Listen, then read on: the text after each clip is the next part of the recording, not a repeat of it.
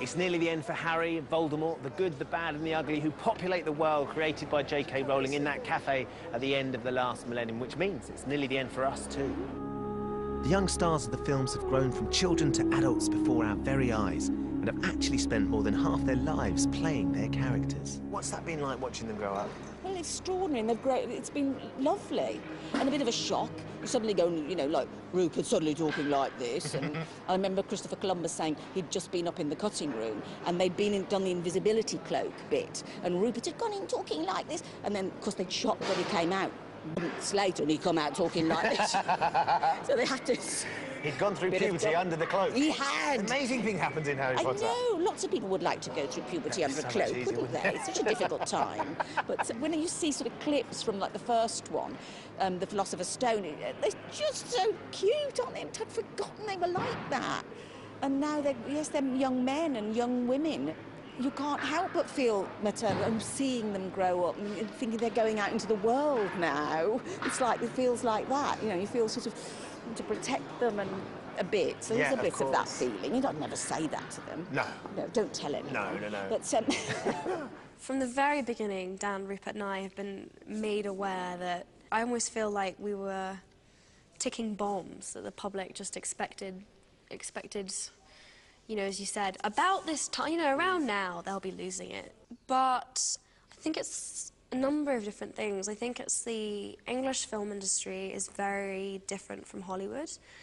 And I think this particular environment, the fact that we've had, you know, a solid base, Leavesden Studios, we've just been incredibly sheltered. We're not part of a bigger film industry scene or Hollywood or celebrity thing. We're here every day and we're working really hard. None of you have been into rehab. None of you have sort of, you know, had sort of huge, imagined breakups in the press and stuff. In Kid Star's Top Trumps, we're worth nothing. Nothing. No points whatsoever. Nothing. And I am quite a boring person. I enjoy being at home and watching TV.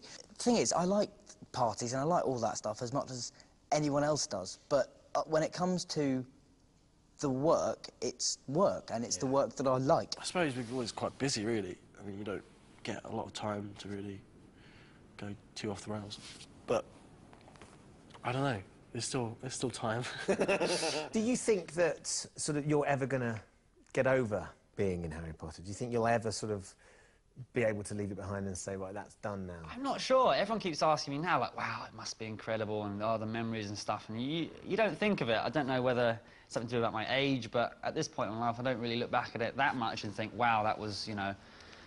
I guess to put it in perspective is very hard to do at my age. I don't have anything to compare it to either. You don't remember that much of your life before you were 10 years old. I mean, obviously, I've got a few memories, but sure. my life pretty much... My memory started work pretty much around 10 or 11, and that's how long I've been here for, so it's kind of all I know. Can you buy a pint of milk without people saying, oh, hello? Well, yeah, I mean, it's pretty much constant and it's kind of everywhere, but everyone's always really positive. It's just I've never really seen it as kind of something to really hide away from. It's always been... Yeah, I remember once when I was in America, I think I was in America somewhere, and someone wanted a photo with me, and I put my arm around her, and she told me not to touch her. So that was probably the only kind of bad experience. She asked for your photo and then said, don't touch me? That's what you do, isn't it? I would have thought so. But yeah, she didn't want it. So... That told you. Do you ever look back and think you've missed out on anything?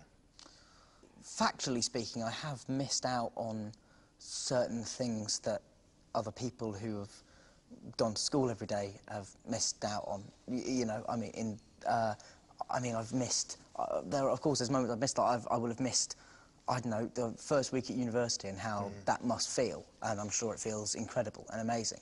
But I've had parallel experiences, though not the same, and the kind of are of the same nature, because we all sort of go through the same stuff. It's just what prompts us to go through it that sort of changes, I think. And so, yeah, I mean, I don't feel like... In terms of have I not done stuff that a lot of other people have done, then yes, that is absolutely undeniably true. But at the same time, I've done a lot of stuff that other people will never get a chance to do, and you know, so it's, you know, for everything I've missed, I've also gained something else. I'm very lucky that I've managed to retain at the same school I went to. Still, it wasn't easy leaving the school for a month and coming back with blonde hair and blonde eyebrows, you know. I would never say that I was bullied, only because I have a very, you know, I don't consider name-calling. I didn't take it as bullying anyway. It's more just a combination of, yeah, banter and jealousy, as well as, you know, general people assuming that you're going to be someone very arrogant because you're in a film. And yeah, lots of school trips. I'll never forget, you know, that was a really sad part of it, that you'd book these school trips up and then they say, oh, I'm going skiing at the Alps next week. You're going what? Skiing? I don't think so. No skiing for you. And it's like, that sucks. And looking back at it now, of course, I don't regret a thing. But equally, it's not that easy when you're a youngster. I think it's been a very kind of unique way of kind of growing up, really. The other day, they gave us a DVD of our first screen test together. No. Yeah, it was really weird because I was really Cockney. Nicholas Flamel is the only known maker of the Sorcerer's Stone. The what? I was really surprised. I was really strong Cockney accent, but it's kind of over the years, I guess I've toned it down. It's been bled out of you. Yeah, but yeah, it was really weird because they showed another potential Ron as well, which was quite weird, and he was really good as well. No. I probably would have cast him instead. It doesn't really feel real, that it really is coming to an end. It's really strange. I can't really describe it. I keep feeling like, I don't know, I guess I'm in denial. But however much we don't want to believe it, it is all about to come to an end. In this courtyard here, they're setting up for what will become the climax of this epic battle scene. You're going to have the good guys on one side, the dark forces on the other. They're going to come together, and it's all going to kick off. But what we know is that some of our favourite characters might not make it through. Come on, Tom. Let's finish this the way we started. Together. But who will survive when Harry and Voldemort come face to face for the final time? The film should leave everybody with kind of the resting heartbeat of about 160 beats per minute. You know, I mean, it certainly feels like it when we're filming it, not to be disparaging, but feels kind of relentless. You know, everything is always happening, and it's a battle to the scale of which we've never seen in this world before. I mean, it's the way a film series should end. Do you think we'll ever just have a quiet year at Hogwarts? No. There must be a very special bond between you and Dan and Rupert, a bond that only the three of you can really understand, because right back from that first experience, the first day you turn up and you playing these characters, and that first premiere, the three of you have always been there. You've been there next to each other, so you know what it's like on the inside, being Harry, Hermione and Ron. Yeah. And that must be something very unique. Yeah, I have moments where I feel quite isolated by the uniqueness of my life experience. You know, I'll never be able to explain to anyone that I meet new that what my life has been like, or what it's all like, really. You kind of have to be in it. So they are the only two other people in the world who I don't have to explain myself, and they just know. They've done everything with me, and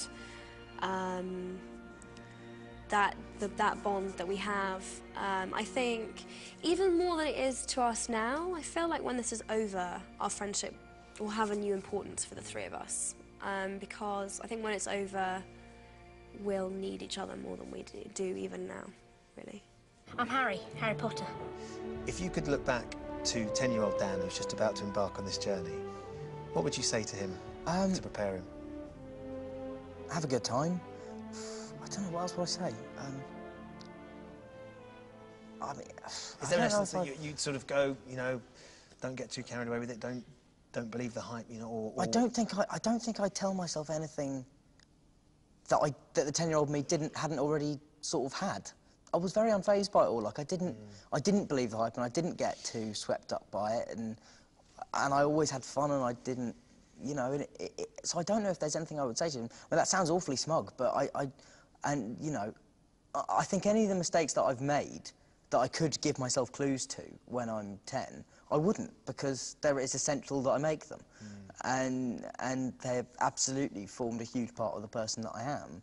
along with everything else in my life. So, yeah, I mean, I don't know. I mean, I'd just probably tell him to not eat the food in the Great Hall after the 3rd day of a scene. Well done, everybody. Thank you.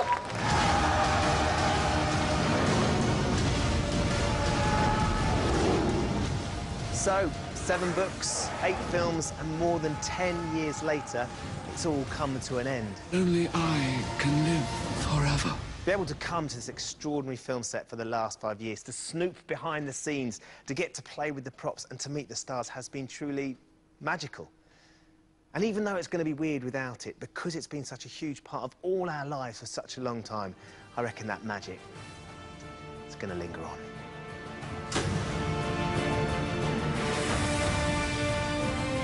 Time to try and outsmart regulars Jason Manford and Peter Andre. Odd One In is next this evening. Penn and Teller are back at 9, and Jack Dee, Jimmy Carr and Catherine Kelly are making the decisions in The Marriage Ref at 10.